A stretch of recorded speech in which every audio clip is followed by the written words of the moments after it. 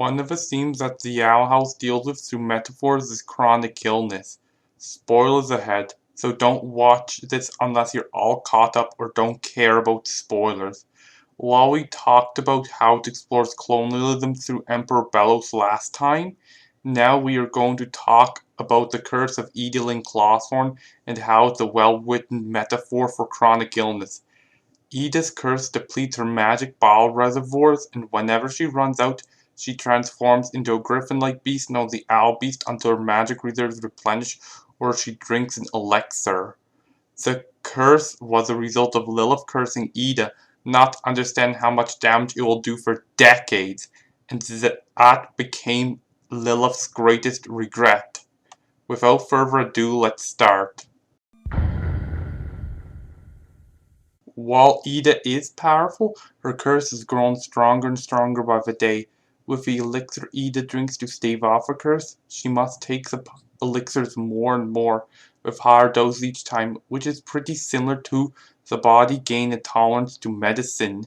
This tolerance makes the medicine grow less effective with time, requiring greater doses for a lesser effect. This, of course, puts a strain on Eda's budget and means that eventually time will run out and she will be stuck as the Owl Beast permanently. The episode that introduced Eda's curse is the fourth episode overall, The Intruder. In it, Luce and King steal Eda's meds, not knowing that it's supposed to stop her from suffering violent withdrawals. Violent withdrawals that involve her transforming into a vicious werebeast. After they fix their mistake and give Eda the elixir, Eda reveals that she's been cursed and the needs her meds to be she needs her meds to be able to use magic and socialize. She even says that no one likes having a curse, but if you take the right steps, it's manageable. Replace curse with chronic illness and you would have an attitude that's pretty similar to what people with chronic illnesses IRL have.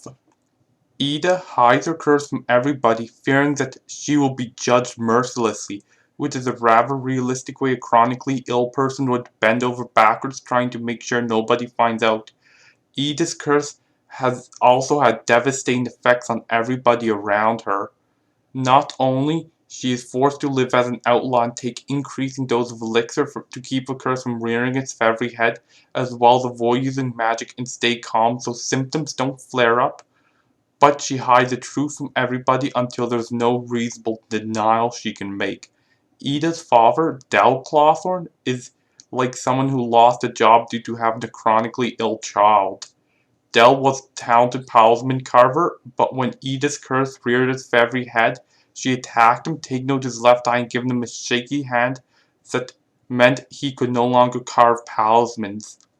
Due to this, Eda started pushing everybody away, including her high school crush Rain Whispers, fearing that they would resent her for it. Lilith, who cursed Eda out of jealousy for her sister's magical talent and her mother's apparent favoritism of Eda, was under the impression that it would wear off eventually. When it turned out to be false and Eda decided not to duel her sister for a spot on the Emperor's Coven, meant that Lilith cursed Eda for nothing. Over the next 3 decades, Lilith Clawthorne worked for Emperor Bellows, who Eda hates based on a false promise that Bellows would cure Eda. Even if Bellows could cure Eda, why would he? She is the greatest wild witch on the Boiling Isles, so curing her would be tactical suicide. In Young Blood Old Souls, Lilith used a spell to share the curse of Eda, making it magical, but be that neither Clawthorne's sister could use magic, requiring them to use glyphs for magic like Luce, take elixirs, and avoid stressing themselves out. Next, we'll talk about Eda's mother Edalyn Clawthorne and how her daughter's curse has affected her. When Eda's mother Gwen shows up in Keeping Up Appearances, the 4th episode of Season 2, she becomes a metaphor for people who fall for alternate medicine scams. The writers could have made her a detestable strawman, but instead they made her a complex character with an understandable reason to mistrust the medical industry and a flawed but ultimately well-meaning parent. With Gwen, she has spent the last few decades looking for a cure for Eda's curse after the healing coven tells her that Eda's curse can't be cured. This leads her to mistrust mainstream medicine and start believing conspiracy theories. Gwen's argument with the doctors overheard by Eda, which caused her to run away and begin treating the curse as a burden. Gwen's hunt for a cure for the curse caused her to unintentionally neglect her elder daughter Lilith, providing a rift between the two.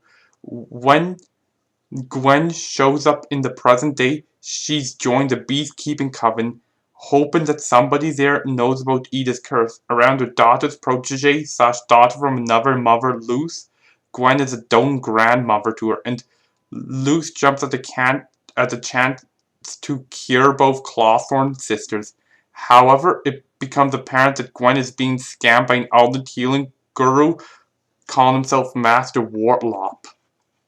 Eventually, Luce, looking at the book Master Wartlop gave Gwen that was full of bogus and find out that the cures suggested were also bogus, makes Gwen realize that Wartlop is a scam artist, or more accurately, multiple scam artists pretend to be an alternate healing guru.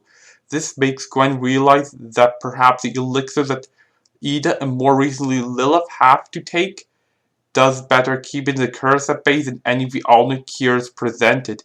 Gwen withholding her daughter's medicine causes them both to transform and rampage, leading to a poignant scene where Gwen apologizes for not being the best mother. My beautiful daughters, I failed you. Edalyn, you're in there, aren't you? I should have listened to you. I know now why you pushed me away. Mom? I made you think your curse was something to be ashamed of. Whether we want it or not, it's a part of you. And I love every part of you.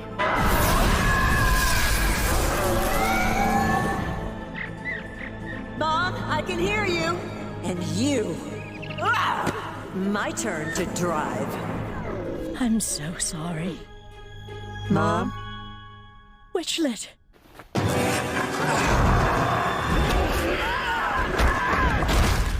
And Lilith, you were always so self-sufficient. But I didn't give you the attention you deserved.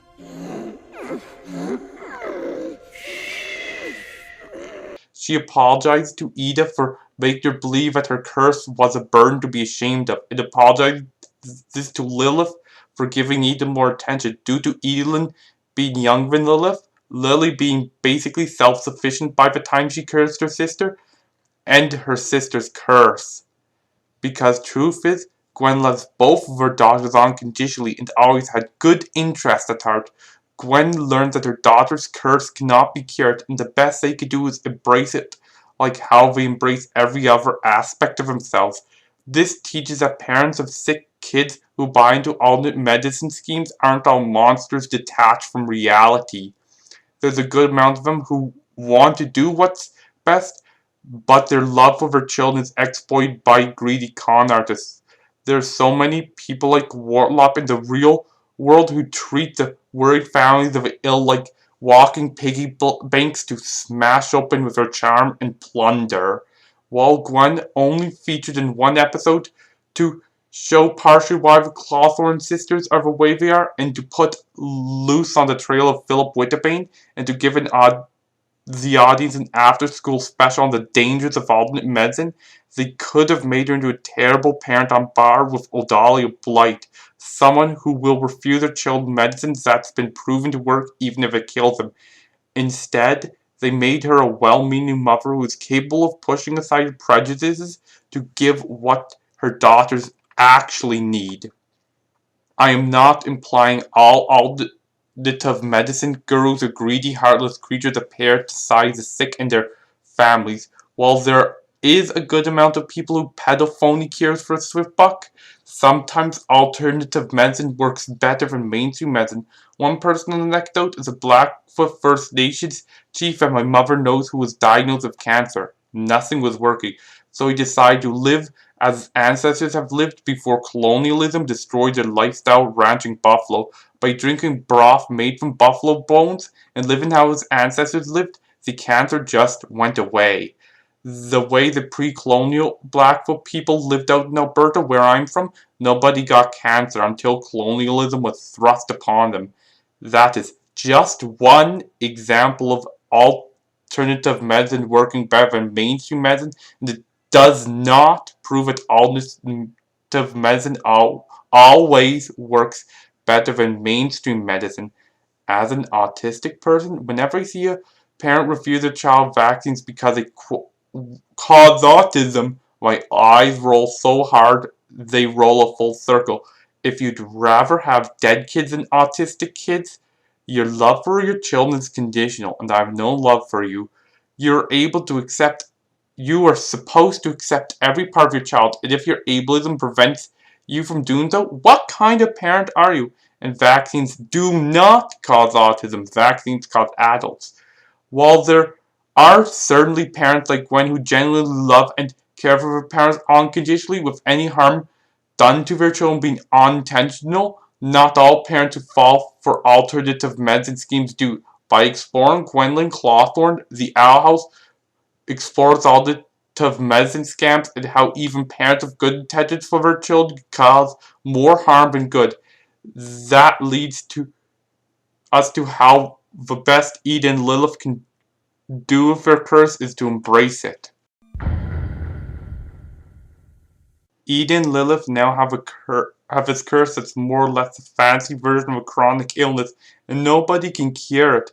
Bellows claimed to be able to cure Eda's curse, but even if he was able to, he has no reason to, as Eda is the most powerful witch in the Boiling Isles and is deeply anti-government. So curing Eda would be stupid on his part. And over 30 years, Gwen searched for a cure. She was unable to find anybody who could help, resulting in her spend the last year getting scammed. All Eda can do is embrace the curse as a part of herself. In Knock Knock Knocking on Hootie's Door, aka the one episode we assumed was inconsequential but pushed the plot way ahead, with Luce and Amity officially becoming the couple and King discovering his time powers, there's Hootie trying to help Eda with the stress of her parents coming over and her curse by giving her the magical equivalent of weed cookies. That sent Eda on a trip where she saw how the owl beast became a curse on a scroll. A being known as a collector trapped it in the scroll. This let Eda see from the owl beast's point of view, trapped in the frayed amble, not the malicious curse she perceived it to be over the last few decades. Due to this, Eda is able to transform into a form that's a happy middle ground between her witch form and an owl beast, being bipedal and intelligent like Eda, but have the talents, fighting strengths of the owl beast. And better, she now has complete control over when she transforms and reverts. It can only be assumed that Lilith will follow in her sister's footsteps with taming her owl beast, or more accurately, raven beast, so that she can control her curse. However, Season 3 is only going to have 3 two-parters, which would be approximately 2 hours 15 minutes of runtime, and Part 1 will be about Luce introducing V and Camilla to the Hexite Squad and introduces the Hexite Squad to Connecticut while they try to find a way back to the Boiling Isles. And while a weakened Bellows tries to recuperate after getting smashed by the Collector, and while King and the others play the Owl House game with the Collector, with Part 2 set up for the series' final battle, showing the first half of the final battle, Part 3 give the second half of the final battle, and an epilogue for the series. Of course, the creative team were planning on making the full Season 3, but the Disney execs weren't too happy about that. So, while we will get a satisfying conclusion to most of the character arcs, as well as the overarching story, with a final handful of mysteries solved either in the runtime or in post-series interview/material, we'll be missing out on like 14 episodes worth of content. And that probably includes Lilith embracing her curse, and definitely includes Stephen Bartholomew's relationship as half-brothers. There's another character that is cursed, and how that is portrayed as a chronic illness metaphor, and it's none of an Emperor Bellows.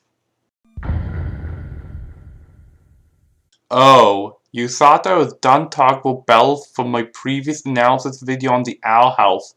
Well, in that video, I explored how he is used to explore colonialism with the assimilation of other cultures motivated by a white savior complex, and how he lies to everybody, including himself, to justify himself. I'm here to talk about how his curse is used as a chronic illness metaphor. If he doesn't consume talismans by cracking them open and snorting their glowy green essence or pouring it into his eyes, he will mutate into a monstrous form. However, as the centuries of his unnaturally extended life go on, he needs to consume more and more talismans to keep a human form. Worse, the souls of the talismans linger in his mind, fighting against him until Lucent Hunter unwittingly help him put them to silence. And there is a possibility that his condition can be cured by something that isn't eating talismans, as Hunter brings up using wild magic to cure him, but he is too proud for an alternative treatment. This can be seen as a metaphor for how there are people who have been using one treatment for illness for so long that they don't want to seek other forms of treatment, even when it's proven that their current treatment plan isn't working, and there's a possibility that the alternate treatment plan might be perfect for them. However, Bells' curse gives him a powerful and monstrous form capable of 1v5ing Luce, Amity, Willow, Gus, and Hunter. And from the post-credit scene of King's Tide, it's possible that not only he survived the Collector liquefying him for breaking a pinky promise, but has hitchhiked his way back to Connecticut. However, there's no talismans except for Luce's egg, Ghost, Willow's bee, Flapjack, and Guz's chameleon, and there's V who could eat him, while Bells is weakened a lot and could probably be defeated by someone grabbing the Tupperware container and putting him in it. There's still the fact that he can find a way to regain his strength and return to the boiling isles to finish what he started. Tangent aside, that's how Bells is used to explore chronic illness. Via exploring Eden Bellows, the Owl House empathetically deals with the consequence of having a chronic illness. While curses, like chronic illnesses, can't be cured, they can still be treated, and embracing them is the only way to live a full life in spite of them. The character of Edalyn Clawthorne is used to explore how well-intentioned parents can fall for alternate medicine scams, and how looking for a cure to an untreatable condition can do more harm than good. I hope you enjoyed the video, and please like and subscribe. Put your thoughts in the comment section below. Tyson out.